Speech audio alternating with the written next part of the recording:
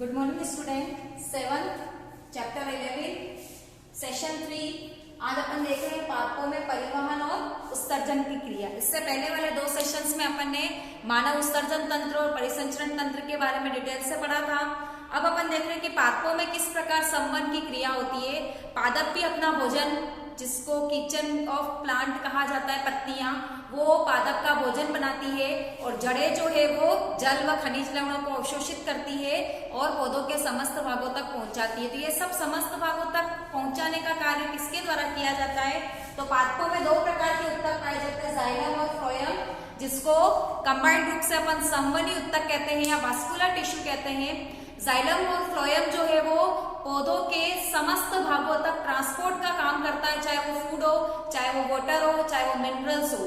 इन सबको एक स्थान से दूसरे स्थान पर पौधों के समस्त भागों तक पहुंचाने का कार्य इन दोनों उत्तकों द्वारा किया जाता है, जिसके बारे में अपन थोड़ा सा डिटेल से पढ़ेंगे कि जाइलम क्या काम करता है। तो अपने को ट्रिपल ज याद रखना है, ट्रिपल ज। जाइलम जो है वो जड़ों से जल को और खनिज लवण को अवशोषित करता है। ज ज ज याद रखने का तरीका है जस्ट ये कि कंफ्यूजन हो जाता है कितनी बार कि फ्लोएम का क्या कार्य है और जाइलम का क्या कार्य है। तो जाइलम क्या करता है? जड़ों से जल व खनिज लवणों को अवशोषित करके पौधों के समस्त भागों तक पहुंचाता है।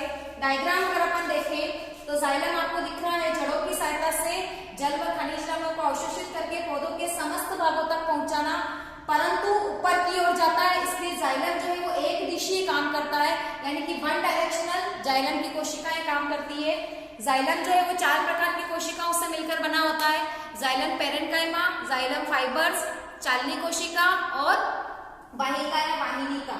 तो इसमें से जाइलम पेरेन्काइमा का जो मुख्य कार्य होता है वो, जिसको भरण उत्तक भी कहते हैं अपन पेरेन्काइमेटस टिश्यू को, जहां पर किसी प्रकार की कोई उत्तक या कोशिकाएं नहीं होती वहां पर पेरेन्काइमेटस टिश्यू पाया जाता है। पेरेन्काइमेटस टिश्यू का कार्य भोजन संग्रहण होता है। दूसरा अपन पढ़ रहे हैं जाइलम रेशे, जो कि सहारा फाइबर्स जो होते हैं वो जाइलम की कोशिकाओं को सहारा देते हैं। वाहिका और वाहिनिकाएं जो होती है, इसकी कोशिका भित्ति मोटी होती है, नलिकाकार होती है और अधिकांश कोशिकाएं मृत होने के कारण मोटी भित्ति बनाती है। तो जाइलम जो है वो चार प्रकार की कोशिकाओं से मिलकर बना होता है। इसी प्रकार फ्लोएम का कार्य होता है फूड।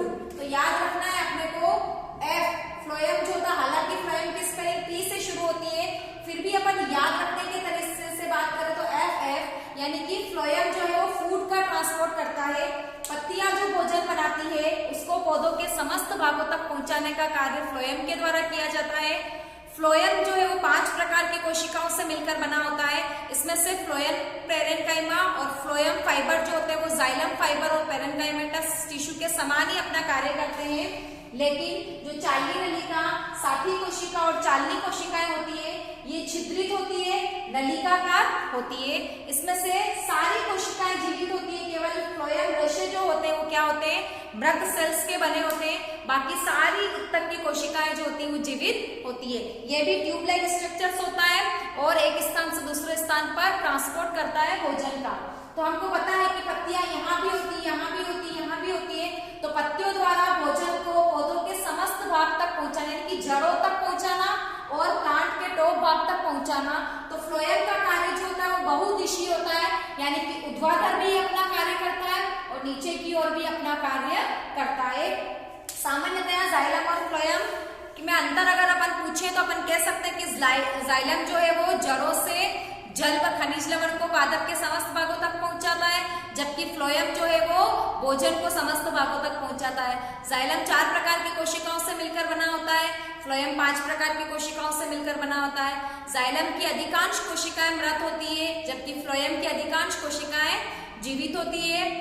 जाइलम और का कार्य जो होता है वो एक दिशीय होता है, ऊर्ध्वाधर, जबकि फ्लोएम का कार्य जो होता है वो बहुदिशीय होता है। किस प्रकार से होता है? तो ये आपके एक अनुदैर्ध्य काट है जाइलम का। यहाँ से आप देख रहे हैं नलिकाकार स्ट्रक्चर्स निकल रहा है, ये मूल रोम है। मूल रोम मिट्टी में से जड़ों के बाहर की ओर पाए जाने वाले छोटे छोटे पतले रेशे मूल रोम कहलाते हैं। ये मिट्टी में से पकड़ बनाते हैं और जल को अवशोषित करते हैं और ऊपर की ओर पहुंचाते हैं। जाइलम टिश्यू जो है वो और पादप के समस्त भागों तक उसको पहुंचाता है। उत्सर्जन की बात करें तो पादपों में उत्सर्जन 2 प्रकार से होता है, बिंदु स्त्रव और वाष्पोत्सर्जन। वाष्पोत्सर्जन का मैकेनिज्म अपन ने छोटी क्लास में पढ़ा था, एक एग्जांपल के थ्रू देखा था कि हम एक गमले में लगा हुआ पौधा लेते हैं और उसके ऊपर एक पॉलीथीन की थैली बांधकर उसमें पानी डालकर गमले में उसको अगर अपन सनलाइट में रखें या सूर्य के प्रकाश में रखें तो घंटे भर बाद हम देखते हैं तो उस थैली के अंदर की ओर पानी की बूंद आ जाती है। वो आपके वाष्पोत्सर्जन की प्रक्रिया से होता है। तो प्लांट की पत्तियों के निचली सतह पर जो रंध्र पाए जाते हैं जिसको अपन स्टोमेटा कहते हैं, उसके द्वारा जल की हानि होना, वो जल वाष्प के रूप में बाहर निकलता है। उस प्रक्रिया को क्या कहते हैं? वाष्प उत्सर्जन यानी कि वाष्पोत्सर्जन कहलाता है। जो पादपों की निचली सतह पर रंध्र पाए जाते हैं, ये गैसों का आदान प्रदान भी करते हैं और वाष्पोत्सर्जन की क्रिया भी करते हैं। अब किस प्रकार से वाष्पोत्सर्जन होता है? तो जैसे उन पत्तियों की निचली सतह से जल की हानि हुई, वो जल वाष्प बनकर वायुमंडल में चला जाता है। उस जल की हानि से उस पत्तियों के अंदर की ओर केशिकाओं पर खिंचाव उत्पन्न होता है जिसको अपन अभिकर्षण बल कहते हैं। और ये खिंचाव या चूषण बल जो होता है वो जड़ों को अत्यधिक मात्रा में जल ऊपर की ओर खींचने में सहायता करता है। जिस प्रकार से अपन स्ट्रो से पानी को या कोल्ड ड्रिंक को ऊपर खींचते हैं तो उसको शक करेंगे तो वो नीचे से ऊपर की ओर आएगा, वैसा ही खिंचाव पत्तियों की में लगता है जिससे जड़ों से जल जो है वो अंदर की ओर प्रवेश करता है। जितना ज्यादा वाष्पोत्सर्जन होगा, अगर भूमि में पानी उतना ज्यादा है तो ज्यादा मात्रा में जड़ें उस पानी को इकट्ठा करेगी और इस अभिचूषण बल जो है, इस अभिकर्षण बल है, इसके द्वारा एक बहुत लंबाई तक ऊंचा पादप है वहां तक भी पानी जो है वो पहुंचता है। किसके कारण? इस अभिकर्षण बल के कारण। दूसरा अपन ने देखा था बिंदु स्रवण, पानी पत्तियों की सतह से पानी का बूंदों के रूप में बाहर निकलना है, बाहर की ओर जमना बिंदु स्रवण कहलाता है। जब वाष्पोत्सर्जन की क्रिया या बिंदु स्रवण की क्रिया होती है उस समय जल जो है वो अवस्था परिवर्तन करता है। पहले लिक्विड फॉर्म में होता है और वायुमंडल में जल वाष्प में जाते समय वो वाष्प की अवस्था में आ जाता है। तो उस द्रव अवस्था से वाष्प अवस्था तक बदलने के लिए उसको जो ऊष्मा चाहिए होती है, तापमान चाहिए होता है, वो पेड़ पौधे अपने आसपास के वातावरण से ग्रहण कर लेते हैं। इस कारण से गर्मियों के दिनों में जनरली पादप के नीचे या पेड़ के नीचे खड़े रहने पर हमें ठंडक का अनुभव होता है। किसके कारण? वाष्पोत्सर्जन और बिंदु स्रवण की क्रिया के दौरान ऐसा होता है। साथ ही पादप की कुछ त्वचा से या छाल से कुछ विशेष प्रकार के रसायन बाहर निकलते हैं, वो भी उत्सर्जन क्रिया के अंतर्गत आते हैं, जो कि गोंद है या रबर है जो दूध के रूप में बाहर निकलता है। तो आज के सेशंस में अपने पादपों में परिवहन और उत्सर्जन तंत्र को पढ़ा, जिसमें अपने जाइलम और फ्लोएम के बारे में डिटेल से पढ़ा, दोनों में अंतर पढ़ा और वाष्पोत्सर्जन और बिंदु स्रवण के ऊपर डिस्कशंस किया। आज के सेशन में इतना ही। नेक्स्ट सेशन में नए नॉलेज के साथ हम फिर से मिलेंगे। Thank you.